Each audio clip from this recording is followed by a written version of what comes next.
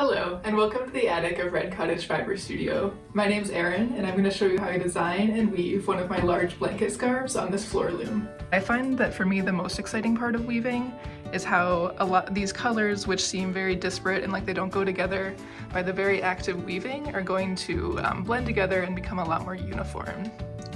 And a good trick for knowing how the colors are going to interact is to twist them together and see how they look.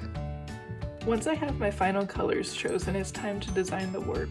So at this point, I'm thinking about how wide the piece is, how long it's going to be, and any extra fringe or loom waste that I need to factor in.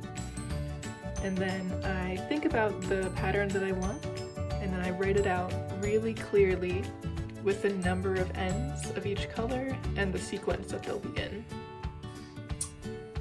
I've consulted my warp order, and the first color I'll be working with is this navy.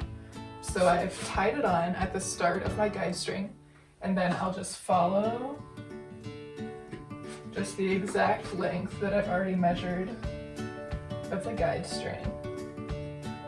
Then at the bottom, I'll just loop it around, and I'll continue this for 298 more times.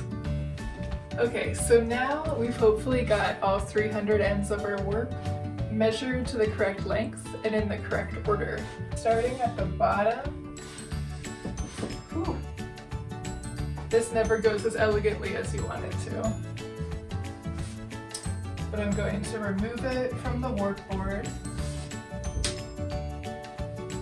So now I have my leaf sticks securely fastened onto the front of the loom. Because I have an old warp that's already the same width and at the same ends per inch, I can just tie onto the old warp. So we're gonna do that with weaver's knots. Here's my new warp, here's the old warp, which has already been threaded through the loom.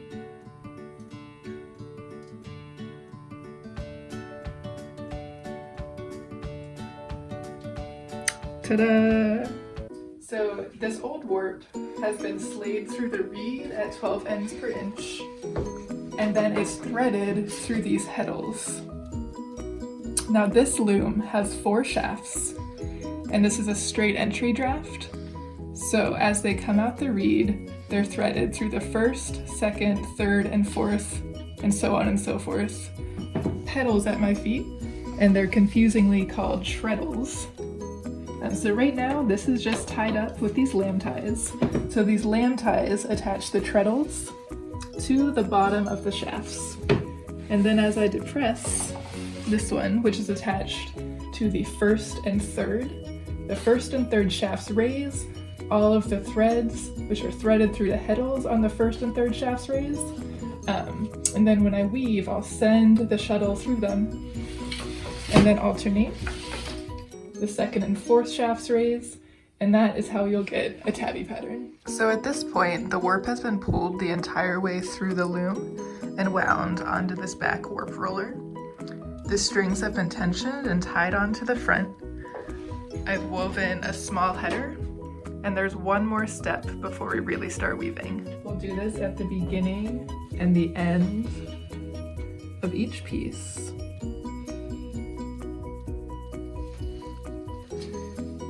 And this hem stitch will just hold the warp in place when we take the piece off the loom.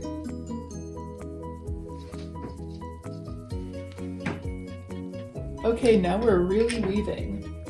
So as you can see, I have the weft thread that I'm using already loaded onto my bobbin and then inserted into my boat shuttle. And I'll use these treadles, which I showed you, to form a shed, and the shed is just the space that is created when you raise or lower the shafts. So send it through here, make a nice tight angle so that we get good selvages. And then as the weft goes across, we pull down this beater bar, and it just kind of condenses it into place.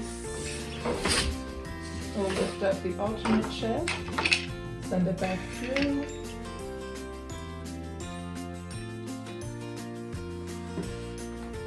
and it is time to change colors. First we'll tuck in the end of the previous weft color. And that just new colors in gold. Send it across.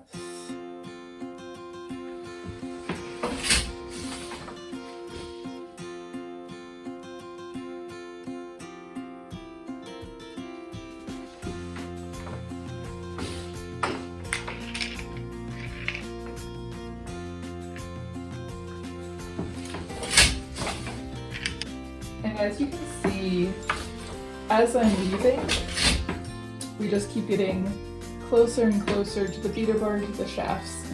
So in order to continue weaving, I press down, I'll release this break. And this is called advancing the warp. And you want to make sure to retension, so it's always a nice even tension. And so as I weave, all of this warp that is around the warp roller in the back, as we advance it forward, the finished cloth will wind around this cloth beam. And so at the end, it'll all be in the front here.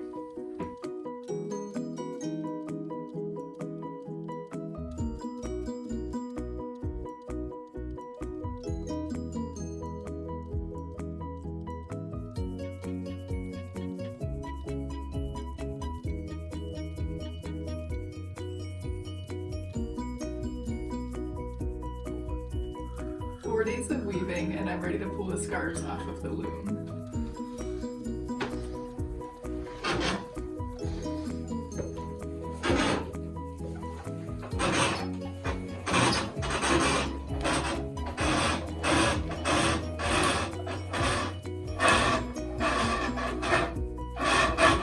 Now these will be trimmed, washed, and pressed, and then maybe they'll be keeping you warm this winter.